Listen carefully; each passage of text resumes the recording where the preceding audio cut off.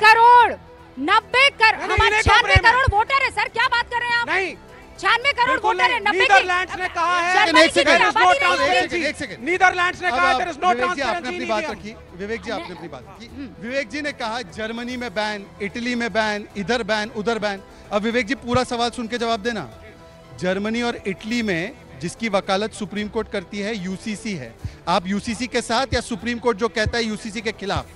बताइए, यूसीसी के साथ, यूसीसी के खिलाफ। अच्छा, दूसरी बात, सुप्रीम कोर्ट की इन्होंने बात की, हम सुप्रीम कोर्ट की बातें मानते हैं, तो 3 तलाक का कानून आया, 3 तलाक के कानून को क्यों समर्थन नहीं किया? बताइए, महिलाओं के अधिकारों पे क्यों यूटर्न करके बोलो? बोलो, यहाँ पे महिलाएं और बच्चियां बैठी है, यूसीसी का विरोध करते, संदेश खाली में जो हुआ उसका विरोध नहीं करते। बताइए, सुन लीजिए, एंटी माइनॉरिटी, मैं यूसीसी पे बोलूंगा, अगर आप anti Muslim, UCC anti Muslim, सुन लीजिए, एंटी मुस्लिम के क्लॉज यूसीसी जैसे यूसीसी एंटी सबको मान्य है, सबको मान्य है, एंटी मुस्लिम। लेकिन आप सुनिए, आप जानबूझ करके तहसीन पूनावाला यूसीसी एंटी मुस्लिम है। हिंदू मुस्लिम सुनिए, यूसीसी एंटी मैं उसका जवाब दे रहा हूँ। अभी ड्राफ्ट नहीं आया ना, एक ड्राफ्ट को आने दीजिए। एक मिनट, मैं जवाब देता हूँ। रुबिका जी, बिना ड्राफ्ट आए हम क्यों एग्रीगेट? इस देश में बिना ड्राफ्ट आए आप कैसे कह सकते हैं एंटी मुस्लिम है? आप भी स्वरा भास्कर वाली बात कर रहे हैं। इनकी मंशा पे हमें शक है, इनकी मंशा एंटी माइनॉरिटी है, इनकी मंशा अभी ड्राफ्ट आया नहीं है, माइनॉरिटी है।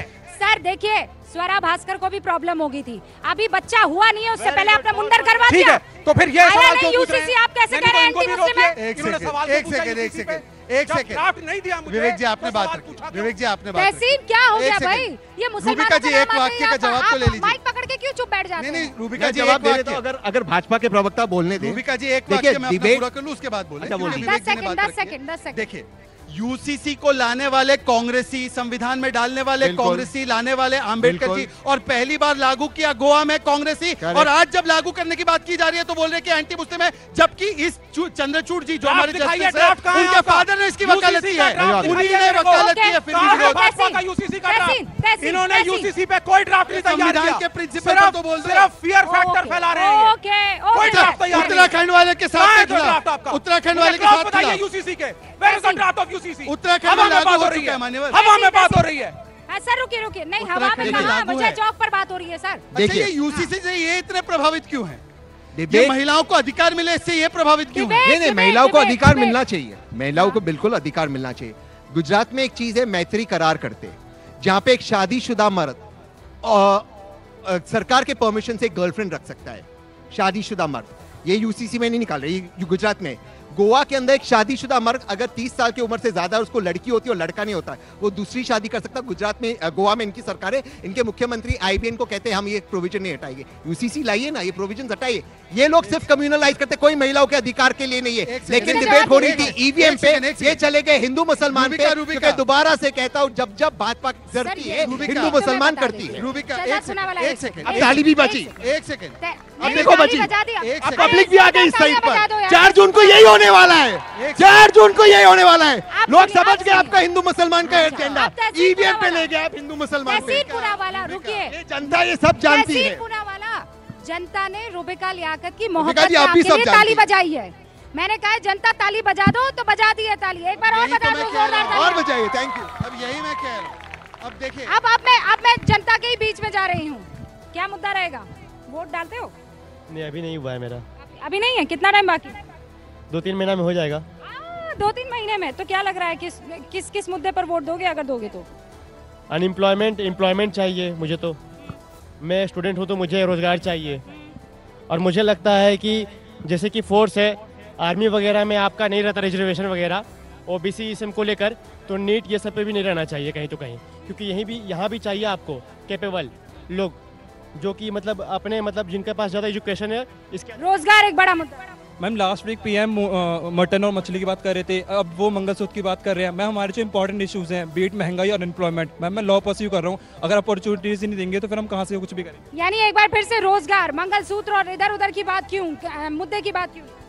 मैम 2 सीटों से रिजर्वेशन चल रहा है राहुल गांधी का, केरला में भी और अमेठी में भी। अमेठी में अभी हुआ नहीं है, अब वायनाड के बाद वो डिसाइड करेंगे, अभी हुआ नहीं। तो वो सेफ साइड लेकर हमेशा क्यों चलते हैं? सेफ सीट क्यों लेकर चल रहे हैं? हाँ सर, मुद्दा हमेशा से महंगाई और रहता है। महंगाई कभी खत्म नहीं हो सकती, कोई गवर्नमेंट आ जाए, ना बेरोजगारी खत्म कर सकती है। जब आपने जैसे ही बोला तो मेरा आपके पटके पर नजर गई और पटके पे लिखा है बीजेपी। मैं हूँ बीजेपी का हूँ। मैं रिटायर हो गया, इलाहाबाद बैंक में था। मेरे 3 साल रिटायरमेंट के हो गए। फायदा है एजुकेशन अभी तक हमारा अच्छा नहीं हो पाया, कॉलेजेस हमें अच्छे मिल नहीं रहे, डिग्री हमें मिल रही है तो इतनी ज्यादा अनएम्प्लॉयमेंट का कोई फायदा ही नहीं हो रहा है। अनएम्प्लॉयमेंट, कितने लोग मानते हैं अनएम्प्लॉयमेंट बड़ा मुद्दा है? हाँ, अरे सर आप तो रिटायर हो गए हैं, उनको अभी नौकरी चाहिए। हाँ सवाल है, नहीं अनएम्प्लॉयमेंट पर शहजाद आपको जवाब देना है। हाँ मैम, मेरा सवाल ये है कि इलेक्शन के पहले ही क्यों रिलीजन का मुद्दा शुरू हो जाता है? ऐसे तो सब शांत रहते। जवाब दीजिए भाई, सब चारों को जवाब देना है। हाँ शहजाद, एक बात बताइए, हमारे मैनिफेस्टो में housing for all, pipe gas connection for all, tap water for all, global manufacturing hub for all, हमारा मैनिफेस्टो बोलता है कि कैसे ओलंपिक्स लाना है, कैसे अर्थव्यवस्था को आगे बढ़ाना है, और किसी का मैनिफेस्टो बोलता है कि शरिया लाना है, किसी का मैनिफेस्टो बोलता है कि न्यूक्लियर पावर को खत्म कर देना है। ये मैनिफेस्टो कम्युनल है या वो जो शरिया की वकालत कर रहा है और महिलाओं के अधिकारों की? और दूसरी बात, हिंदू मुस्लिम हम करते हैं, उदयनिधि स्टालिन बोलते हैं सनातन समाप्त कर देंगे, हमने बोला था क्या?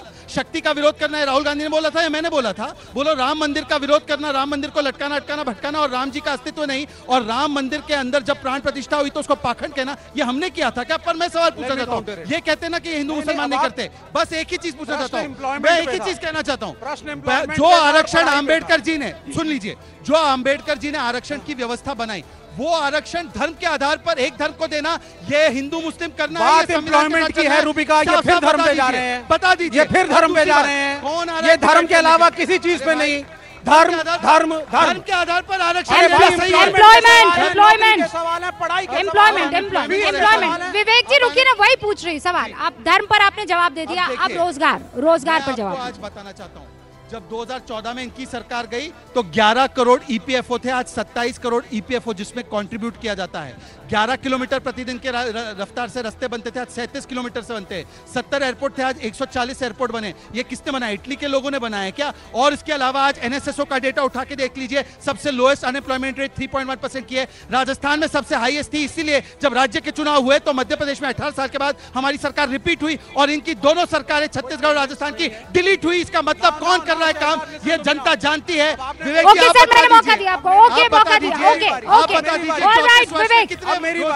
सुन लीजिए आप, इस वक्त स्कूल की पढ़ाई कितनी महंगी है, जिनके घरों में छोटे भाई बहन स्कूलों में पढ़ रहे हैं वो जानते हैं। कॉलेज की पढ़ाई कितनी महंगी है, पर सेमेस्टर कितनी फीस है आप जानते हैं। हॉस्टल में अगर रहना पड़े, आप दूसरे राज्य से, कितना पैसा पेरेंट्स की जेब से जाता है आप जानते हैं। बीए एलएलबी की fees Indian institute of management Rohtak 6 lakh रुपए सालाना, यानी कि 30 लाख रुपए देकर के आप बीए एलएलबी 5 साल की करेंगे। किसमें? आईएम्स में। आईएम्स अहमदाबाद की फीस क्या है जरा पता लगाइए। ये बैठे हैं श्रीमान जी, अभी बीए एलएलबी शुरू किया गया है दिल्ली यूनिवर्सिटी में, 1 साल की फीस शायद 2 लाख रुपए है। कौन देगा? दे सकते